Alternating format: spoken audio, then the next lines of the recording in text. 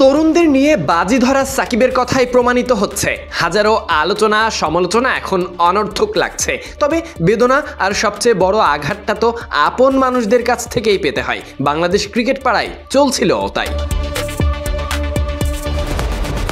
দুঃখের বিষয়, ক্রিকেট পরিবার থেকে এসেছে নানা রকম খোঁচা। সময় হিসেবে বছর পেরিয়ে গেছে। সে সময় বাংলাদেশ ক্রিকেটে আলোচনার বিষয়বস্তুই ছিল সিনিয়র জুনিয়র ইস্যু। উত্তপ্ত সেই পরিস্থিতিতে ঘন ঘন ঘি ঢেলেছিলেন অভিজ্ঞ ক্রিকেটারদের স্ত্রীরা।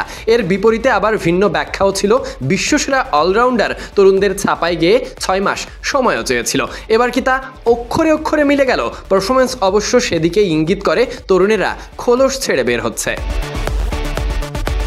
ঘোর নিমজ্জিত অবস্থা দেশের ক্রিকেটে। শুরুটা 21-22-এর পর থেকে বাংলাদেশ খুঁজেছে তরুণ সম্ভাবনাময় নাম, তবে অভিজ্ঞরা জায়গা না ছাড়লে তরুণরা কিভাবে সুযোগ পায় এই প্রশ্ন চারিদিকে। তবে এর মাঝেই কেউ আবার আবেগ পুঁজি করে, পারফরমেন্সেও নাজেহাল অবস্থা হয় টাইগারদের। এত সবকিছুর মাঝে যুক্ত হয় মুশফিকুর রহিমের স্ত্রী জান্নাতুল কিফায়াত মন্ডির নাম। টি-20-তে ভালো করতে পারছিলেন না মুশফিক, তবে বাকি 2 ফরম্যাটে তিনি বরাবরই সেরাদের কাতারে। এমন এক সময়ে এক অতিমানবীয় পারফরমেন্সের পর বোর্ডের প্রতি খোঁচা দিয়ে মন্ডি লিখেছিলেন, আমরা হাসি মুখেই বিদায় নিব ইনশাল্লাহ, তবে আপনাদের রিপ্লেসমেন্ট আছে তো? সেদিকেও একটু নজর দিলে বাংলাদেশ ক্রিকেটের উন্নতি হতো। মন্ডির সেই খোঁচাখুচি সেখানেই থেমে থাকেনি। যুক্ত হয় মাহমুদুল্লাহ রিয়াদের স্ত্রী। তার মন্তব্য ছিল, এদেশে যোগ্য লোকের তেমন মূল্যায়ন হয় না, হবেও না। তার সেই পোস্টে আবার মন্তব্য করেন মুশফিকের স্ত্রী। তিনি আবার লিখেছিলেন, আরে না, দলে তো অনেক হার্ড হিটার আছে, বলে 6 আর 6।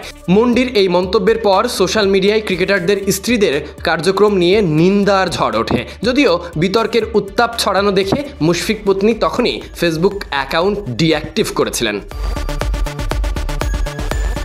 এদিকে দেশের একমাত্র স্যাটেলাইট স্পোর্টস চ্যানেলে আলোচিত এক অনুষ্ঠানে সাকিব আল হাসান জানিয়ে গেলেন, তার স্পষ্ট মতামত হলো ওপেনারদের 6 মাস সময় দিন, দেখবেন তারা ঠিকঠাক কাজ করবে। কথা কি মিলে গেছে?